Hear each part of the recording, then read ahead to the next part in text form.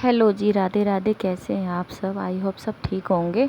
और काफ़ी दिनों बाद मैंने ये ब्लॉग डाला है। हमारे यहाँ ये बेटी हुई है मेरी देवरानी के, तो यहाँ पे जो जो ये आंटी और मम्मी वगैरह ये जो कर रही हैं, ये सींग निकाल रही हैं लड़की की। जो लड़की जब होती है तो सींग निकाली जाती है हमारे यहाँ, फिर उसके बाद छठी पूजती है। तो तीसरे दिन ये सींग निकलती है हॉस्पिटल से आने के बाद।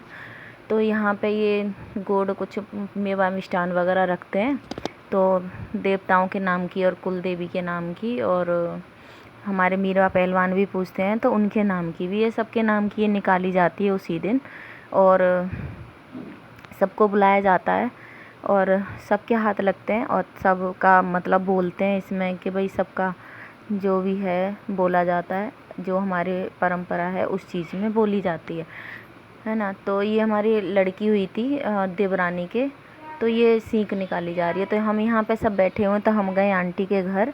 तो ज़्यादा मैंने दिखाया नहीं है सबका, तो बस यही दिखा रही हूँ करते हुए।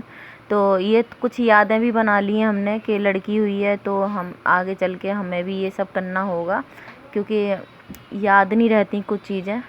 तो अभी मम्मी हैं, अभी हमारी चाची सास भी बैठी हुई हैं, तो उनके थ्रू हम सीख रहे हैं इन चीज़ों को धीरे धीरे, क्योंकि आगे चल के हमें भी करना होगा ये। तो इसलिए मैंने ये वीडियो बनाई इस वजह से कि याद भी रहेगा, और किस किस के यहाँ ऐसे होता है उन्हें भी पता चलेगा, कि हमें भी पता चलेगा किस किस के यहाँ पे ये होता है। तो मुझे बताएं कमेंट करके। तो ज़्यादा देर नहीं लगती इसमें करने में। फिर बाद में इसका क्या होता है कि इसी में से जितना भी ये सब कुल देवी के नाम की तो पूड़ियाँ बन जाती हैं, मीरा पहलवान के नाम से पूड़े बन जाते हैं, जो जिन जिन का नाम से निकला जाता है उसी के नाम का ये बनता रहता है। तो बाद में नामकरण वगैरह हो जाता है ना, उसके बाद बनाते हैं इन सब चीज़ों को करने के बाद। तो सबके नाम का अलग अलग रख देंगे पिन्नियों में बांध बांध के, और जब भी नामकरण होगा 15 दिन बाद, तो ये सब चीज़ें फिर एक एक करके ना बनाई जाती है, और जहाँ जहाँ जिस नाम से बनाई जाती है वहाँ पे ये पहुँचाई जाती है। तो ये मैंने यादें बनाई हैं, क्योंकि इसको देख के हम आगे चल के कर सकते हैं। ज़्यादातर सबके यहाँ अलग अलग रिवाज होता है, हमारे यहाँ तो ऐसा ही है। तो सीख निकाली जाती है लड़की होने की, और इसमें लड़के का 5 किलो गुड़ होता है, इसमें 2.5 किलो, मतलब सब कुछ आधा होता है लड़की का और लड़के का। थोड़ा सा ही होता है कि जो बड़ी बुढ़ियाँ करती आई हैं ना, वो उस हिसाब से करते हैं। तो हमारे यहाँ तो ऐसे ही होता है, और यहाँ पे हमने कर लिया सबके मतलब नाम से अलग अलग। तो यहाँ पे मैं भी हाथ लगा रही हूँ, क्योंकि बड़ी मैं ही हूँ सबकी सबसे बड़ी, तो इसलिए मेरे को भी ये सीखनी होंगी ये सारी चीज़ें।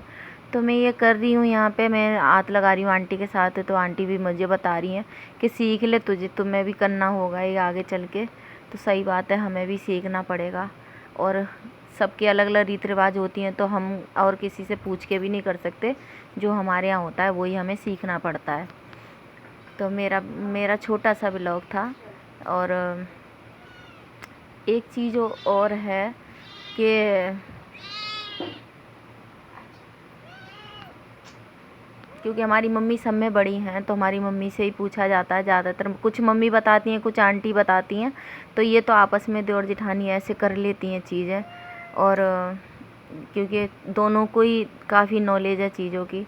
और यहाँ पे आंटी ने पानी फेर दिया है, अगर गलती जो हो जाती है या कुछ हम भूल जाते हैं तो क्षमा माफ़ी वगैरह मांग लेते हैं, और फिर सामान को उठा के रख देते हैं।